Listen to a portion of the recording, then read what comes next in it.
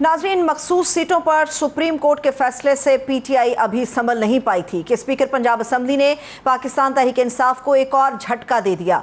गुज़श्ता रोज वज़ीर आला पंजाब मरियम नवाज की तकरीर के दौरान अपोजिशन की हंगामाराई और एहतजाज को बुनियाद बनाकर स्पीकर मलिक अहमद खान ने पीटीआई के 26 अरकान को आइंदा 15 अजलासों के लिए मुअत्तल कर दिया। सिर्फ यही नहीं हुआ, आज जो प्रेस कॉन्फ्रेंस की उसमें बताया गया स्पीकर पंजाब असम्बली मलिक अहमद खान ने कहा कि ये काफ़ी ज़्यादा एग्रेसिव भी हैं और हम भी होंगे, और इलेक्शन कमीशन के पास रेफरेंस भेजने का ऐलान भी कर दिया। जबकि ऑपोजिशन लीडर मलिक अहमद खान भच्चर का मानना यह है कि एहतजाज हमारा हक है, किसी भी दबाव के सामने नहीं झुकेंगे। ऐसे में सवाल यह भी उठता है कि स्पीकर के रेफरेंस पर इलेक्शन कमीशन इन अराकीन के खिलाफ क्या कार्रवाई कर सकता है।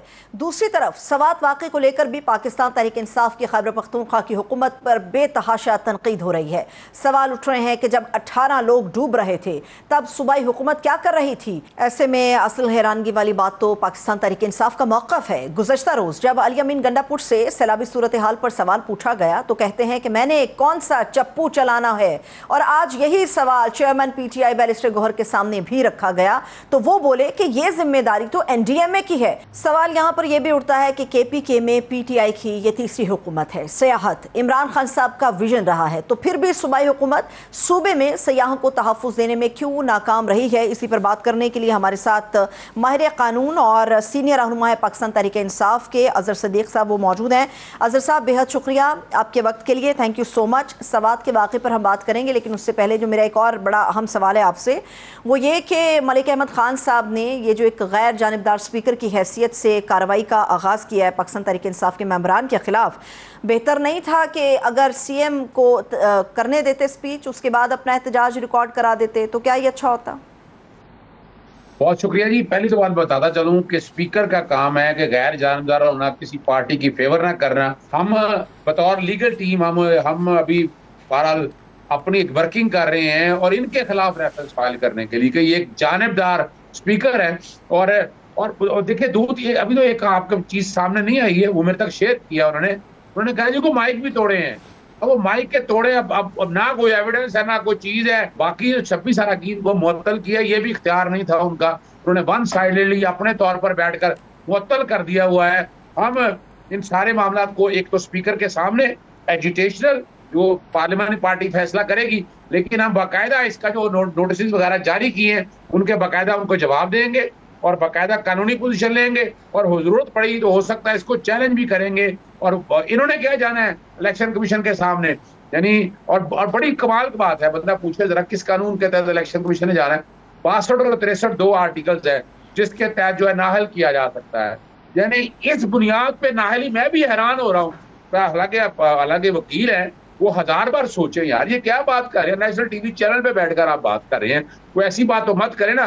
यानी क्या करना चाहते हैं वो? बुनियादी तौर पर यही चाहती है अपना गलियां हो जनसूनियां ते कल्ला बेचारा है फिरे, यानी वो चाहते हैं कि किसी तरह से भी मलिक अहमद खान साहब कस्टोडियन है, उनका इख्तियार है उनके पास ये कि वो मेंबरान को मुअत्तल कर सकते हैं या इजलासों के लिए रोक सकते हैं, तो इसमें कौन सी पेचीदगी है ऐसी? ना हम क्या अपने इख्तियार में, अगर इख्तियार आपको दिया है तो आप कहें जनाब सांस लेने पे पाबंदी हो जाएगी, बोलने पे पाबंदी हो जाएगी। आर्टिकल 1919, और कमाल की बात आपको बताऊं, आर्टिकल 68 और 69 तो पढ़े नहीं जाए उन्होंने। आप पार्लियामेंट के अंदर बैठे या इवन आप जजेस के कंडक्ट के बारे में बात कर सकते हैं, बाकी सब लोग, और उसके अगेंस्ट आप लोग को कार्रवाई नहीं हो सकती, तो पर्चा दर्ज नहीं हो सकता आपके खिलाफ। ये भी बताना चलूं आपको, यानी अगर मुकद्दस की बात करते हैं, अगर जमहूरियत की बात करते हैं, तो जमहूरी रवायात उन्हें सीखनी चाहिए। इससे पहले मैं, अगर आपको याद हो, तारीखी तरफ बताना चलो, सदर आसफ अली जरदारी साहब थे, उन्होंने बाकायदा जो है ना एक पार्टी ओहदा भी रखा हुआ था, तो उनके अगेंस्ट बाकायदा पाकिस्तान लॉयर्स फोरम की जजमेंट मौजूद है कि सदर वगैरह ये जितने ओहदेदार हैं ये बिल्कुल यानी नॉन पार्टीजन होने चाहिए। ये तो पार्टीजन तो बड़ी वाज़ेह तौर पर आ गया, जिस तरह बैठकर पार्टी को डिफेंड कर रहे होते हैं, पार्टी की तारीफें चल रही होती है, तो कोई डाउट रह नहीं गया। अभी पंजाब असम्बली का मामला तो अपनी जगह पर चल रहा है, लेकिन जो सवात का इंसिडेंट हुआ है, जो सानिया हुआ है, उस पे तो पीटीआई के बारे में आ रहा है कि भाई पीटीआई को शर्म करनी चाहिए, लोग इस्तीफों की बात कर रहे हैं। मुझे आप बताइए, चूंकि आप पीटीआई को रिप्रेजेंट भी करते हैं, इस सानहे का आप जिम्मेदार किसको समझते हैं? देखिए, मैं बड़ी सी बात आपके सामने बता दूंगा। पहली तो बात है कि और प्रेस कॉन्फ्रेंस करते हुए बड़ा दुख और अफसोस का सानिया मुस्कुराते फिर रहे थे बैरिस्टर दानियाल और अता ताड़ड़ साहब। असूली तौर के ऊपर तो ये कोताही है, मैं ये कहूँ कि कोताही नहीं है, कोताही इंतजामिया की है, सियासतदानों की कोताही नहीं है, इंतजामिया की कोताही है। इंतजामिया किसके अंडर आती है अजहर साहब? इंतजामिया किसके मातहत है?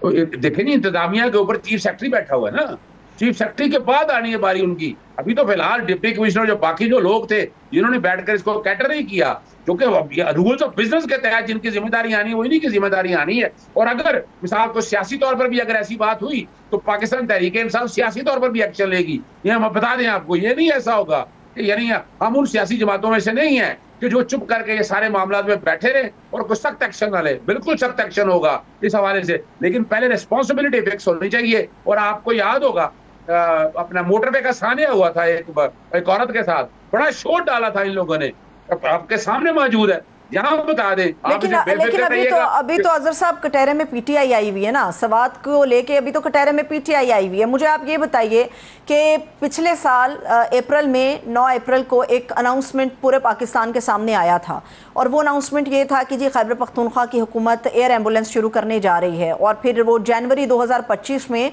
सीएम साहब के पास भी गया था। तो कहाँ गई वो एयर एम्बुलेंस, क्यों नहीं अब तक आ सकी?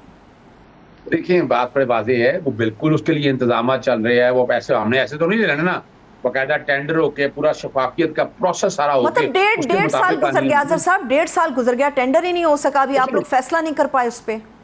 नहीं देखिए, वो कोई सवाल ये नहीं है ना, सवाल है कि फॉर्मेलिटीज बहुत है ना, रिक्वायरमेंट ऐसी है, उस पर काम चल रहा है और इंशाल्लाह होगा, ऐसा नहीं है कि नहीं होगा। अब मैं इस मौके के ऊपर ऐसी बातें नहीं करना चाहता, बाकी भी तो देख रहे थे ना, बाकी भी देख रहे थे, बाकी इदारे भी देख रहे थे।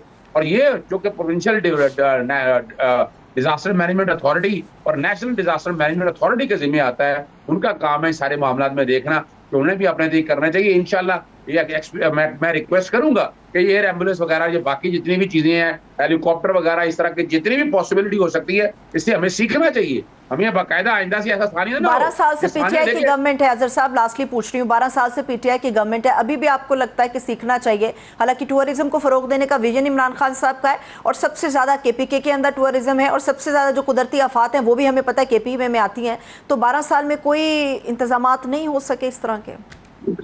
देखिए, एक बात मैं आपके सामने रख दूं, बिल्कुल हुए इंतजाम। केबीके की हालत देखे, मैं खुद जाता हूँ, मैं नॉर्दर्न एरिया में जाता हूँ, सड़कों की हालत देखे, होटल की देखे, एजुकेशन की देखे, तालीम की देखे, सेहत की देखे, बहुत इंप्रूवमेंट है। वरना ये तो देखे ना, ये जो हुकूमतें बैठी हैं पीपल्स पार्टी वगैरह, ये कब से आ रही है? 1947 से ये इक़्तिदार के ऊपर है। इन्होंने क्या कर लिया? इन्होंने मुल्क का सत्यानाश कर दिया है बैठकर। आज पंजाब की हालत देखे तो सही ना, जाके हाल क्या हुआ, लेकिन क्या हुआ? बेशक आप ठीक बात कर रहे हैं, बेशक आप ठीक बात कर रहे हैं अजहर साहब, लेकिन हर एक अपनी कारकर्दगी के लिए जवाबदेह है। कल को पंजाब हुकूमत का नुमाइंदा बैठेगा तो वो अपनी कारकर्दगी के लिए जवाबदेह है। आज पीटीआई की बात है तो पीटीआई को जवाब देना पड़ेगा। ये नहीं हो सकता कि हम अपना मलबा एक दूसरे के ऊपर फेंकते रहें।